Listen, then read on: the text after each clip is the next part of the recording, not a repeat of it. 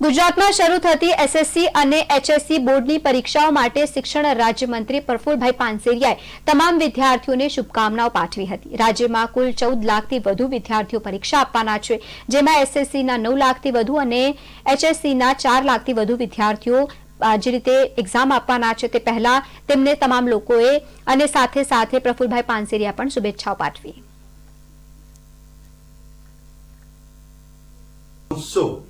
परीक्षा ने कोई मित्र टेंशन थी न ले एने एक महोत्सव तरीके स्वीकारे।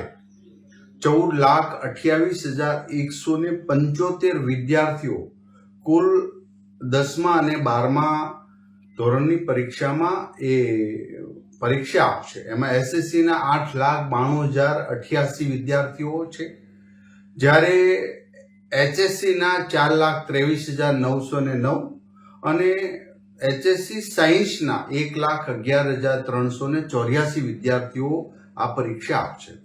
तमाम एकदम फ्रेश मगज साथे कोई टेंशन वगर परीक्षा आपे एवी शुभकामना आपू छुं। तमे सफल थशो ज अने आ परीक्षा दरमियान वर्ग 1 અને 2 ना अधिकारीओ तमाम केन्द्रों पर एमना बधी देखरेख राखशे।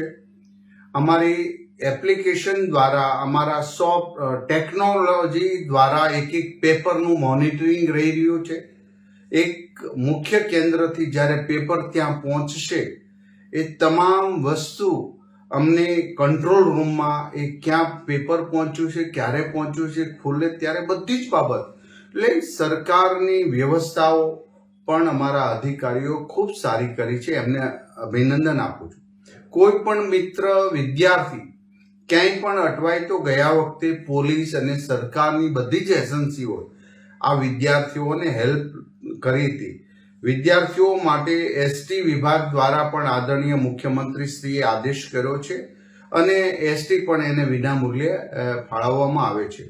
તો પણ કોઈ વિદ્યાર્થીઓ અટવાય તો એમના માટે પોલીસને કે અન્ય કંટ્રોલ રૂમની અંદર ફોન કરે તો તુરંત જ એમની વ્યવસ્થા થશે।